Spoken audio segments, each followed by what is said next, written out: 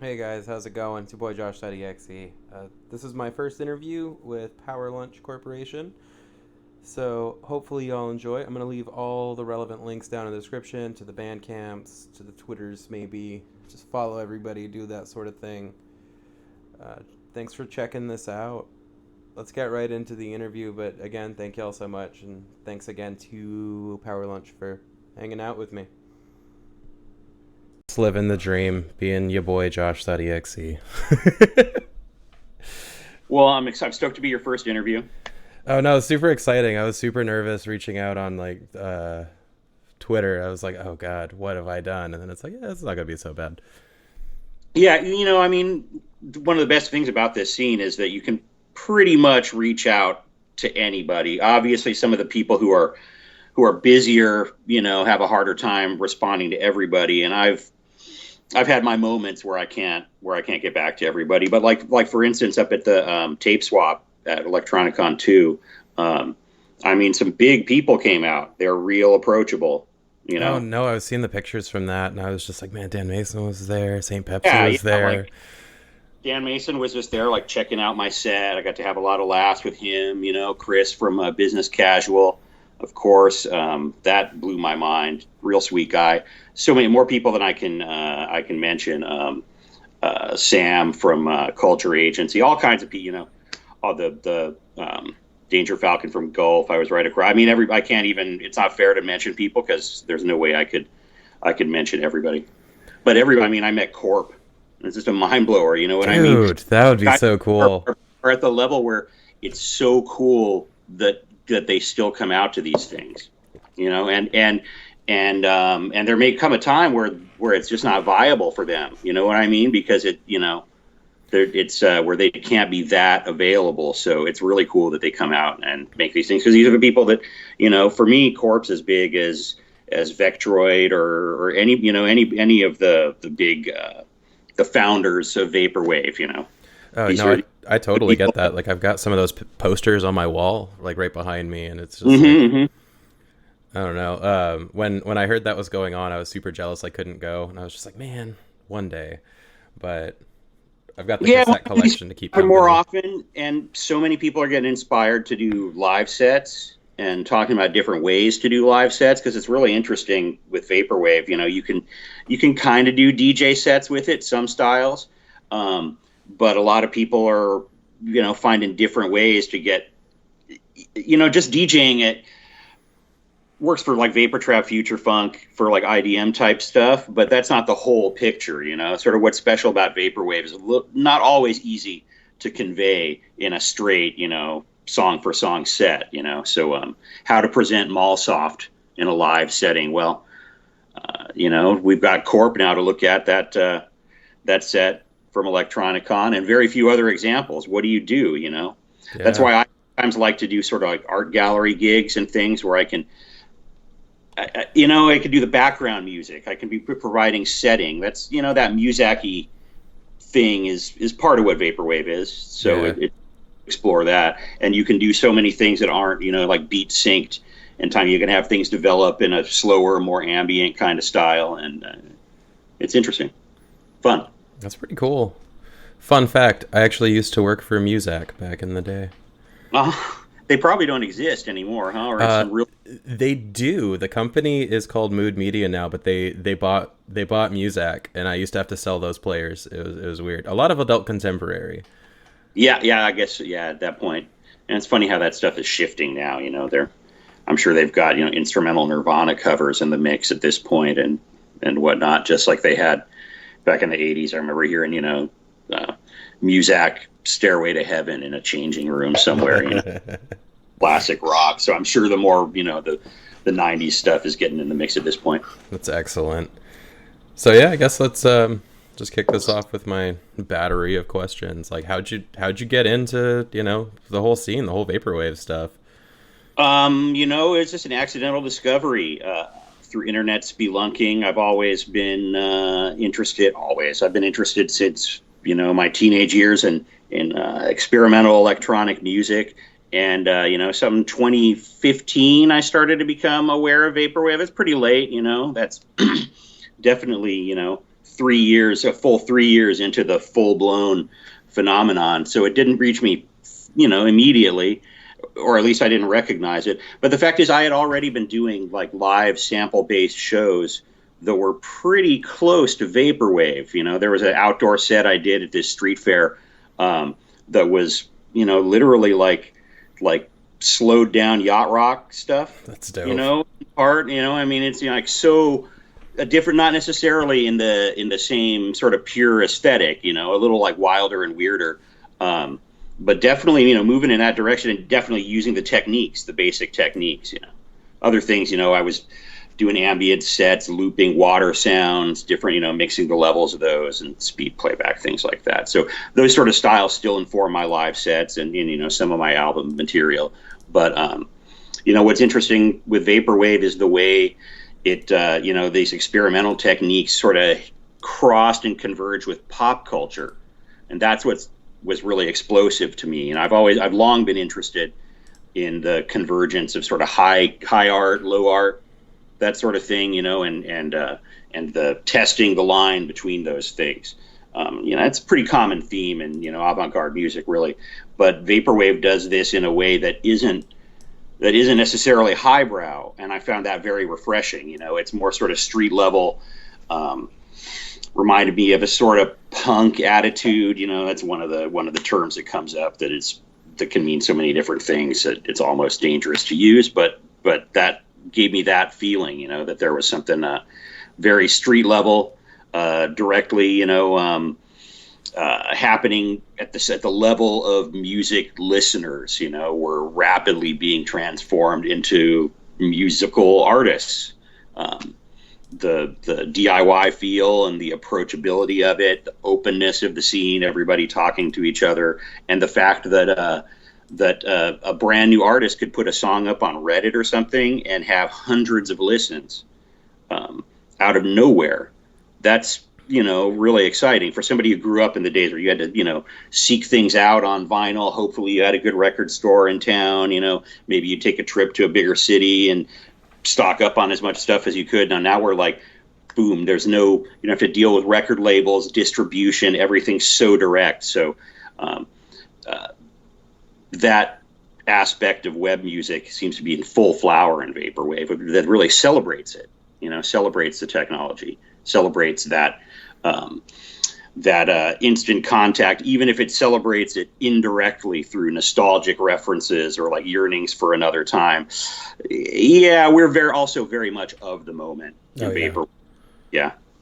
Yeah, that's and you mentioned getting into it a little late, and I completely relate to that, because like I think it was like 2015, 2016, like I was at work bored, and I got like a message from my friend Alex that was just like, hey, check this album out, it changed my life. And it was Floral Shop, and like the first time I couldn't get through it, and then I had like parts of it stuck in my head, and I like re-listened, and I was like, I have to find more of this.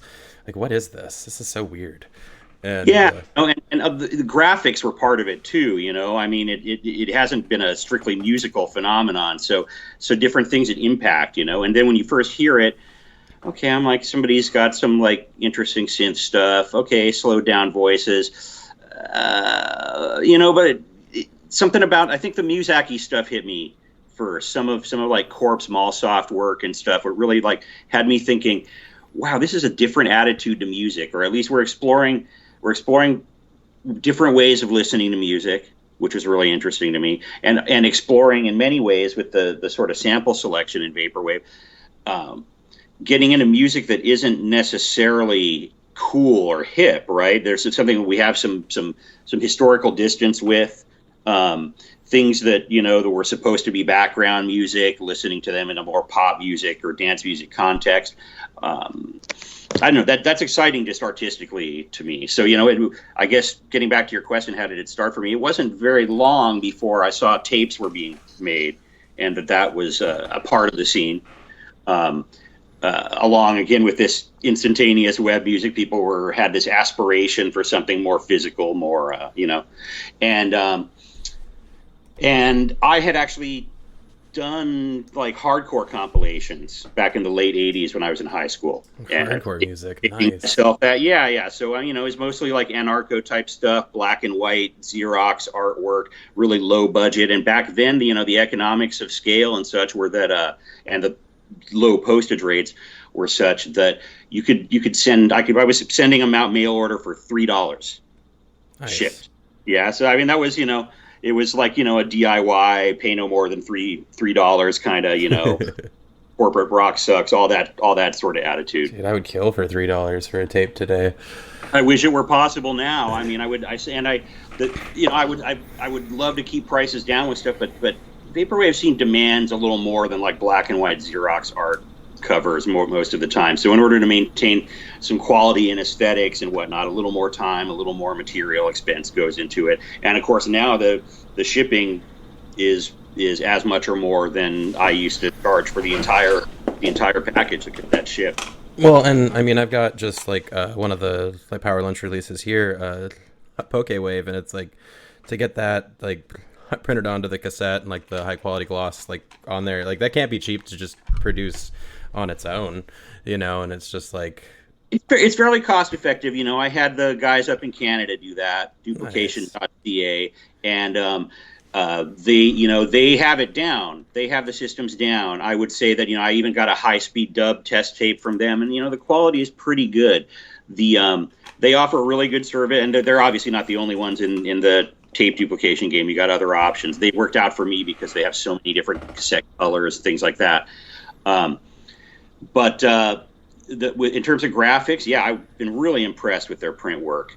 And in fact, I had some last minute changes with that Pokéwave design, trying to get all the text in and all the, you know, the important graphics within the margins, because we hadn't really planned on that with the graphics. And their guy was just so helpful with me, and he wasn't that confident about it, but they came out looking, I think, amazing. Again, I had sort of lowered expectations, but it was not a disappointment in any sense. Oh, so dude, yeah, they're the thing perfect. about that, cost effective when you get about 100 tapes or more. Nice. Then you get things down to like $4 or $5 a tape.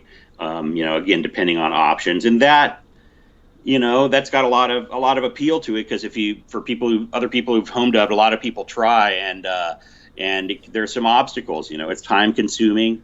These old tape decks often need repair and maintenance, and they'll break down on you, and you've got orders coming, and you gotta scramble somehow and deal with that. So yeah, you know, there are challenges to that.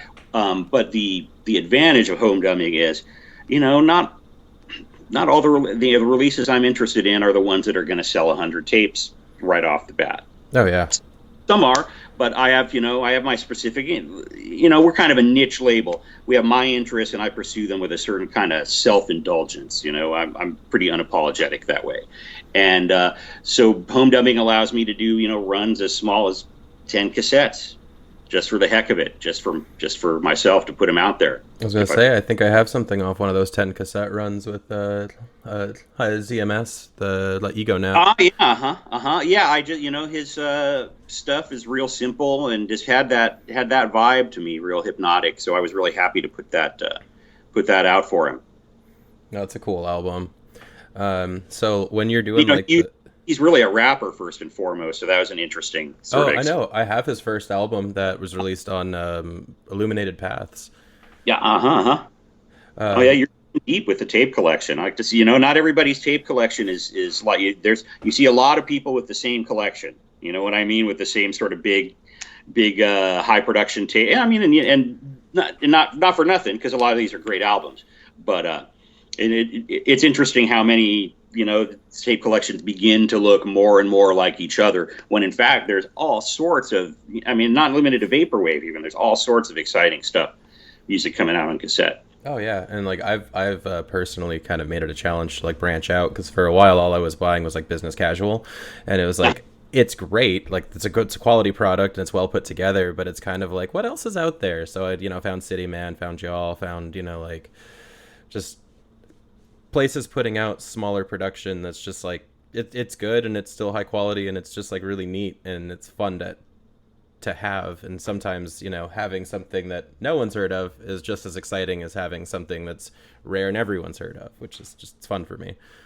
Yeah, I mean, none of this is at the level of everybody's heard of it. Like that's a Yeah. we definitely get to feel special, even at the even if we're even at the level of like St. Pepsi or whatever, we still are not on most people's musical radar, right? You'd have that's you have to have your ear to the ground music wise to be and even among sort of music cognoscenti or whatever we are called.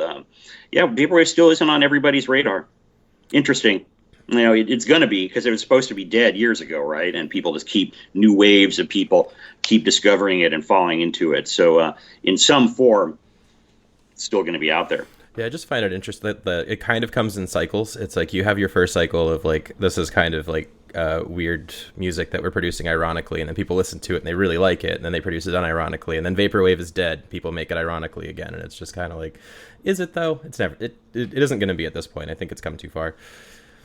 I don't. Yeah, I think the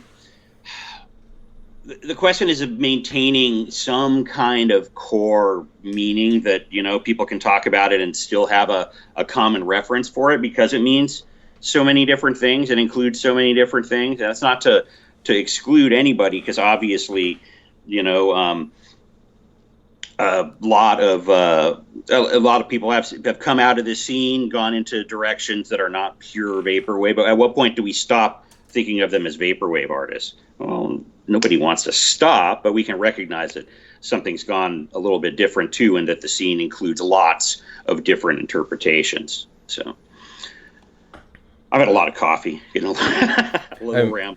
I mean, I had a early morning all staff meeting, so I've been pounding an energy drink. I feel you.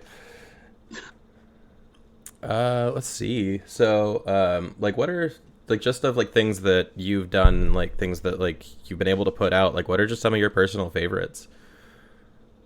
Well, I mean, the label sort of started as a vehicle for putting out my own stuff, right? Mm-hmm.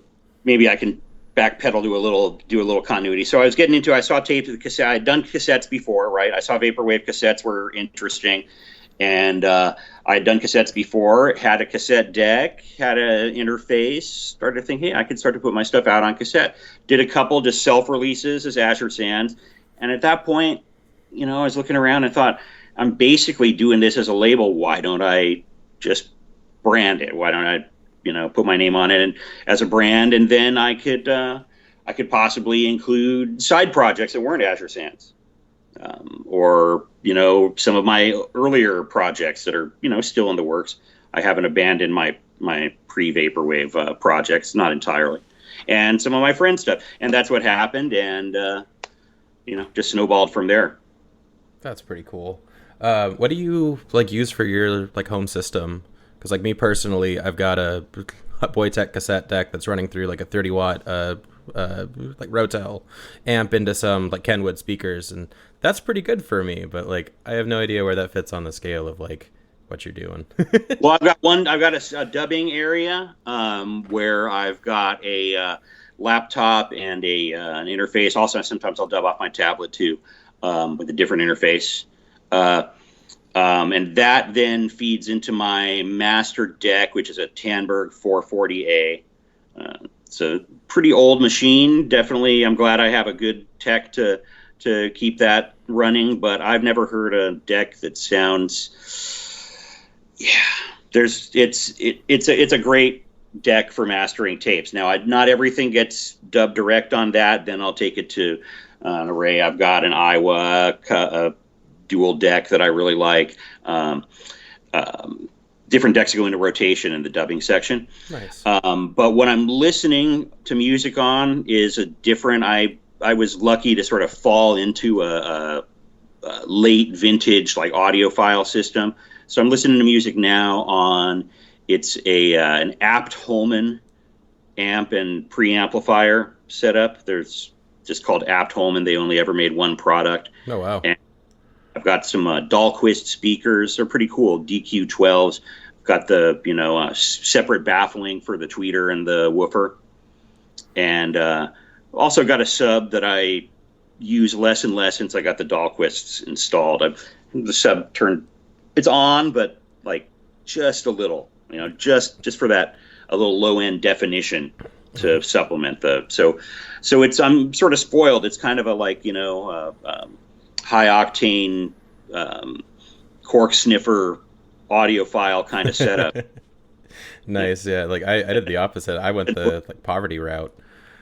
It happens. Those things do turn up in thrift stores and whatnot. This one just kind of fell into my lap as a setup. So I've been really, really. I mean, it's really wasted on my apartment. To be quite honest, it needs a bigger room. No, it's so super cool.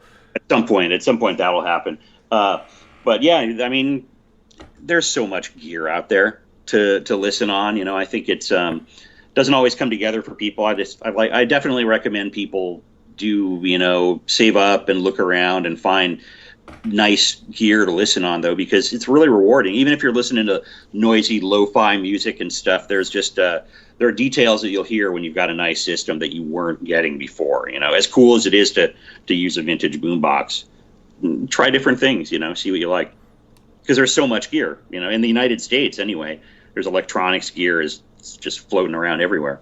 Yeah, no, you could just straight up go into like a Salvation Army or Goodwill and find hi-fi speakers, and it's just like, wait, what? Yeah, speakers especially, because speakers are such a big thing that like so often people got to just move it out of the house. Yeah, I've seen insane like Sansuis. You don't necessarily see like JBLs or anything that often, but they used to make really nice home speakers, and I don't feel like the sort of plastic body stuff that I don't know. It's maybe good for like modern, maybe okay for like electronic music. I like a little more warmth, and I'm not talking about like playing vinyl where it's distortion or something. I don't know. I just let's be quite honest. I fetishize vintage hi-fi gear. What can I say? Oh, fair enough. I mean, got a bias. No, like I'm the same way when I can get it. Like I'll straight up, like find my speaker wire, cut it myself, and just be like, this is mine. I made this. I'm very happy about it. Yeah. Yeah, and it's a modular system, so you can swap out components, you can change the speakers, you can, some amplifiers, you can hook up multiple sets of speakers, you can play with your space. It's it's from the era when music was the home entertainment. It wasn't this multi-video thing. It wasn't 5.1 set up in your living room like a theater. People sat down and listened to music for extended periods of time in a way that I think that maybe people are starting to listen to again. I mean, if you're listening to ambient music, you're listening to music a little more in the mode that people used to before our short attention span society that we live in developed. Yeah, fair enough. Let's see. Oh, one thing I did want to ask: how did you get a floppy album? Because my brain's just like, what? How did that even come up? Where it was like, yeah, let's just release this album on floppy. Yeah, well, Encarta 95 is the guy who really had that go and started the Strudel soft label. I don't know if he was the first. I definitely there's an early floppy disk from I don't know. I never learned how to pronounce his name. Enilobe. Haven't seen that guy in the scene for a little while, but I remember that was the first like vaporwave adjacent floppy disk I had seen. It was sort of a cool gimmick. You can reduce the bit rate down to squeeze, if you don't mind the low bit rate, almost 20 minutes on a floppy. Yeah, like I was gonna ask, like, is there like a lot of like compression or anything on it? Because I don't have a floppy drive, but I have like the new Diskette Park album on floppy, and I'm like, how do I listen to this? Yeah, that on the bonus floppy with that Diskette Park bundle is a really cool exclusive track, and I'm pretty sure it's like 12-15 minutes. Yeah. And it sounds pretty good compressed. I mean, if that's a pretty weird experimental album. There's a lot of lo-fi noisy stuff on it, so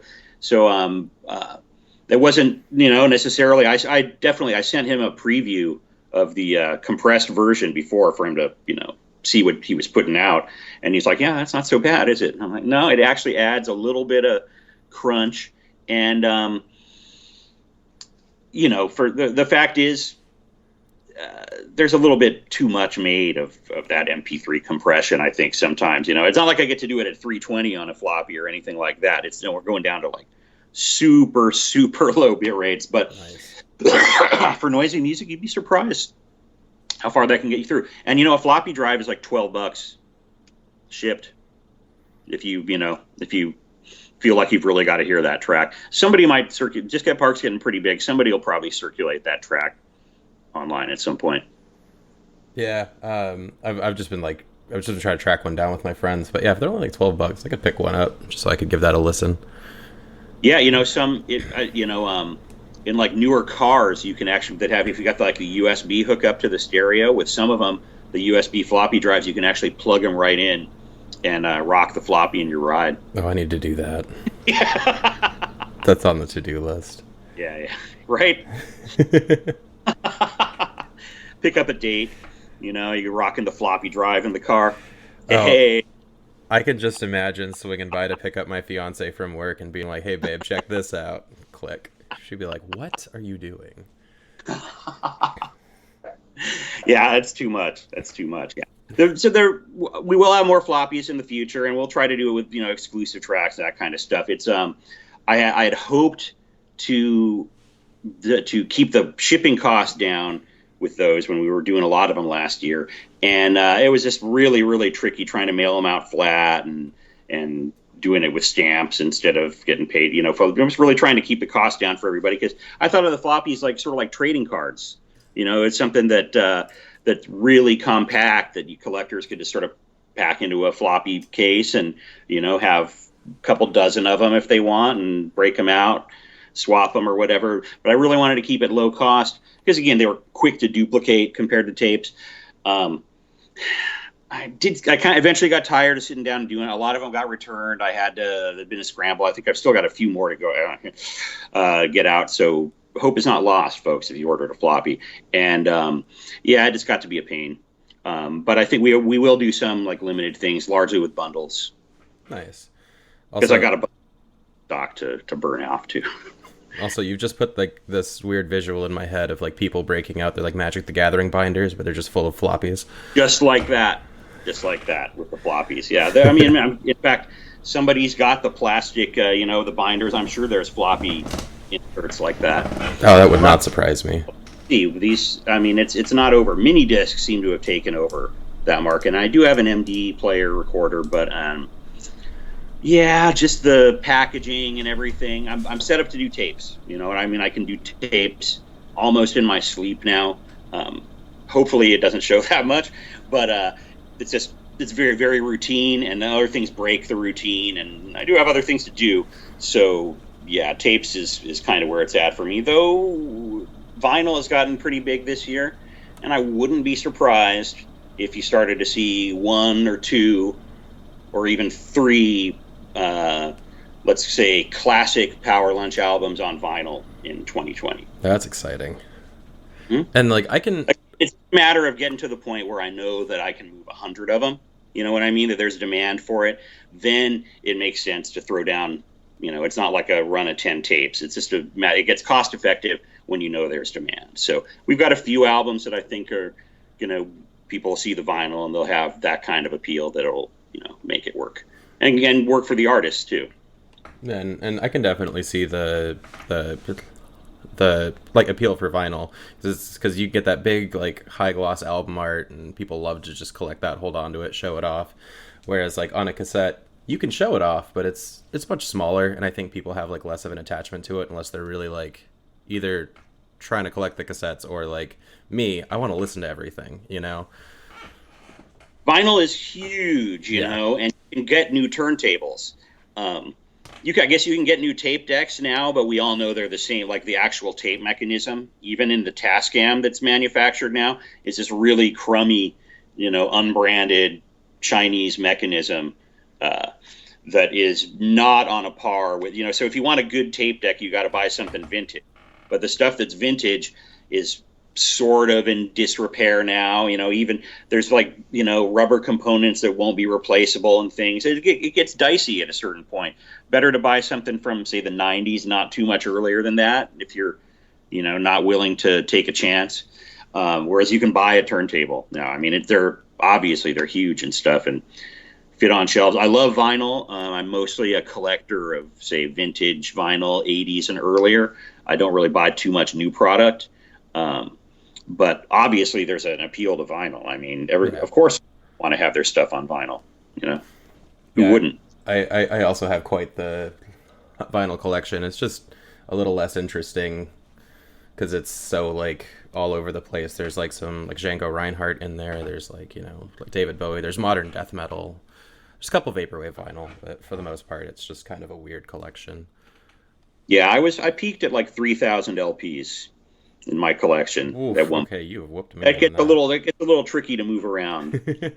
Yeah, mine's at like 110. Yeah. Well, it takes time, but that was, at that point, I'm buying collections. It almost becomes a side hustle, and moving the albums that I don't keep and whatnot, so that can be pretty intense. I burned out on it. I was such a vinyl collector for so many decades, but I just hit a wall. And tell you the truth, what when I hit that wall is because I decided, I'm spending all this money on music. Why do I not just get some gear and make some music with it? Because I had always dabbled, but I hadn't gotten in that deep. So at a certain point, I hit collecting, stopped, and creating became my focus. Fairly late, actually, but I'd say around 10 years ago. Nice. I'm starting to hit that. Well, I'm not really going to hit the stop collecting thing because I still want to get more and more tapes. But like, I'm also like, I want to make a vaporwave album. So like right now I'm trying to track down like a MIDI controller so I can use FL Studio and whatnot to like make some stuff work. That's the dream. Yeah, it's that's the thing, the approachability of it, the excitement of like I can do that. Again, punk always comes up, but it's the thing that they talk about with say what an early punk band like the Ramones or say the Sex Pistols, depending where you were. Everybody went to those shows and left going, "Hey, I could do that. It looks like fun." And so you have an explosion of bands, and this explosion of vaporwave artists just a chain reaction keeps going on, doesn't stop. It's pretty exciting. Oh, that's pretty cool. How do you like go like I guess now you're probably getting people who like come to you being like, hey, can you put out my album? But like at first, like I know it was mostly so you could like self-publish your work, but like how are you going about like getting people like on the label and like getting new stuff to release? I'll tell you, once you're doing tapes, people will send you submissions, no matter how much you say we're closed for submissions. It's just the truth, because I mean, again, it's been, if I were offering to do vinyl, I bet you I'd get even more. I mean, everybody wants it, and a lot of them are really good because there's a lot of people coming up in vaporwave who bring something special to it and have their interpretation. It's like, hey, this is not bad at all. It gets complicated. You got to communicate with people really clearly about the terms. I've put out albums by like 100 different artists over this 3-year period, which is kind of insane when I think about it. Okay, so 50 of those artists might be me, but maybe not 50, but dozens of artists for sure. And when when you're doing it on such an informal basis, there's a possibility for misunderstanding, and that can be really unfortunate sometimes. So you got to put the terms out there, be really explicit with everybody. I always work to compensate people, tapes, cash, one way or another. Even for a real small run, the artist is going to get a tape, right? I mean, that's the whole point of doing it, right? That's be insulting not to get them that. And but it's friends that I've encountered. I think Twin Pines was the first sort of artist I had been listening to already who contacted me out of the blue. And this is like, oh, wow. Hey, you got an album for me? Yeah. Heck yeah, I'd like to put this one out. Yeah. So, and then there have been others as well, and more to come. I think more and more I'm contacting people, but that's because I've been like, stop. And, there have definitely been artists who've sent worthwhile submissions, and it slipped through the cracks. I mean, there was a period there where, things were kind of blowing up and I just could not reply. I could not listen to everything. And that's really unfortunate, but it just means there need to be more labels. Again, a lot of people start up and get into it for 6 months, maybe a year, and it sort of falls apart because it's not very, it's labor intensive, time consuming, and you're not going to make a huge profit. I mean, that's really, you do this for love, not for, I'd make more money doing a part-time job at McDonald's. I do this for the fact that it pays for itself is just icing on the cake. I mean, like, just like I know for me personally, like the first time I kind of like ventured into like a like cassette collector forum type thing. Hmm. Like one of the things that I was like noticing is people were just like, hey, like how are we gonna like if this run is this many, how much money are we gonna make on it, or like how much can I like will this be worth in the future? And I was just like, if we're getting into this to like make money on it, like are we doing it really? Like because I've got about 100 cassettes and the collection's worth according to Discogs like $1,200, and it's just kind of like cool, that's like $12 a cassette, which is basically what I paid for them. Right, right. When you consider shipping and whatnot, yeah, and then actually selling them, some of them move real fast, some of them might not. Look, that's just a fact of life with collecting. I know people get really heated when they think about flippers and stuff. Some artists don't like to see their work resold, particularly not at a profit. Um, but the thing is that this record collecting stuff has been happening since long before vaporwave, and I just don't see it changing. Also, what's really the difference between? I mean, okay, if somebody buys up copies of vinyl to flip, that's pretty heinous, Yeah. right? Um, However, just about any collector turns into a flipper when they get evicted, when they develop a drug habit, when I mean, like almost anybody can become a flipper, and it's not always too fair to judge. It's Yeah. That's the nature of collecting. Yeah, there's always going to be something that you want more, and if you've got something that is worth something to somebody, it's going to happen. So it's an interesting discussion in the vaporwave community. I think it's obviously there's some real big offenders, um, but it's just a phenomenon that's not going to go away. We got to learn to live with it. You know. Yeah, and I think that anytime you have like a community that's going to be kind of like exploding the way that like all the like new cassette labels and just like new vaporwave artists are going to, you're going to have people who are like, oh, this is growing, let's get in on the ground floor. And I think that's just part of a scene being bigger. Yeah, yeah, a little bit, and it's a growing pains sort of situation. Yeah. Yeah. Man, sorry, I'm just staring up at my cassette wall. What would you like say are like your like top 5 albums? You don't have to put them in any particular order. I'm not asking for like a definitive like what is the Top five greatest. Power Lunch albums. Let me see. What do I have the most stock of? No, let's. I've been through so many things. The To My Own Horn, Creativity in the Workplace, Part One. That's one that I think helped put Office Soft on the map. Definitely not the first Office Soft album or artist.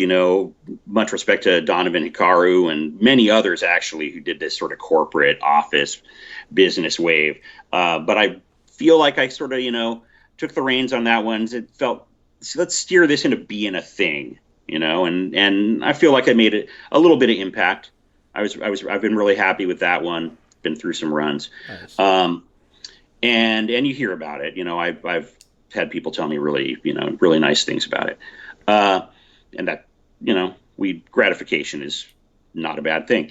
Let's see. Twin Pines Mall, Only Posers Fall in Love. I could pick a bunch of different Twin Pines Mall albums. The Sunseeker VIP. We did a collab together, another yacht rock thing called Compass Rose. But Nice. that Only Posers Fall in Love is one with this real simple image, classic vaporwave style. It always spoke to me. Because again, albums are the graphics are important. He's a graphic artist, does most of his own, if not all of his own design. So when he has an album release, it's really that combination of graphics and music that gets that feeling across. And I think he hit it out of the park with that. There have been some more recently. I was kind of compilation happy this year. We did that Vanderbilt Country Club album. That was an idea I had like a couple years ago. Some of the couple tracks in there, like the Twin Pines track, was from ages ago. And I finally decided, okay, I'll put the work in. It's got to contact a lot of people. It's a little more work to do a compilation, but I feel like that got graphics from Soulcraft as well as from Twin Pines really made that happen, and everybody who contributed to it got it. That sort of elite upper crust vibe that I was going for. Nice. I gotta get some Twin Pines in my collection, man. Oh, no Twin Pine. I mean, he's got so many releases. I know, and I just like I didn't really stumble upon him until like I followed him on Twitter, and I was like, oh man, I've been sleeping on this for way too long. Yeah, I mean he's done so much for quite some time, but and he has a real presence, but and I mean he's worked with some of the biggest. He's got that he's worked with DDS. You know what I mean? He's a major part of the scene, but he has it stuck to that classic style. So people are into it or not, right? I think it keeps him from breaking as big as like a future funk artist might. But we'll see. You know what I mean? He's definitely pecking away at the top, and he's not quitting. So, Plant Wave is the one that got me into him, and then there's been so many more exciting ones. A lot that I've put out, which is really really cool. Nice. You wanted a couple other albums? Sure. I'll tell you this. Sometimes I'm surprised that an album does as well. Like the Succulent one. It was really pretty big. I wasn't super enthusiastic about the tracks. But you can put the graphics in there, give it a sort of concept.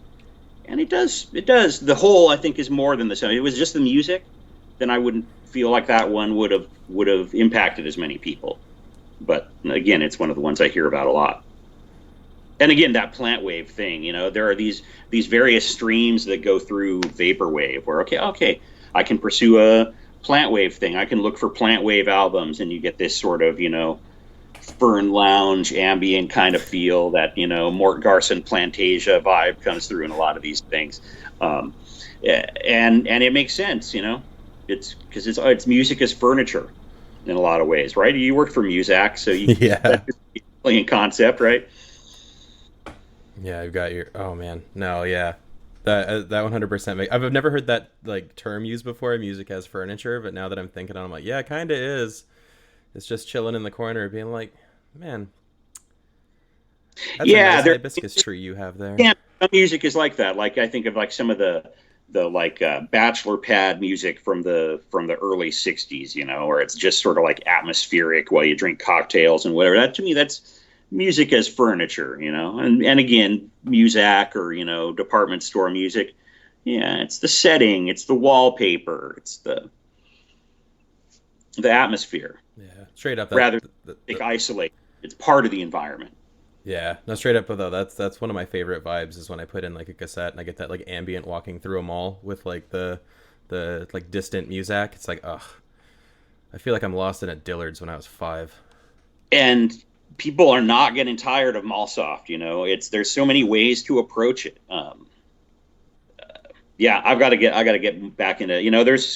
I've got so many interests that I go one direction and I follow that. I'll come back to some projects. Nice. Do some more Mall stuff. All right. Well, that's about all I got. If you want to get some plugs in, tell us what we got coming, what we can look forward to. Well, I'm taking it a little bit easy this year. I think you're going to see a couple more reissues. I've got a few things planned for November, but I don't have release dates or anything. But I just want to, so I'm going to keep this real cool. What do we got? Hackosef.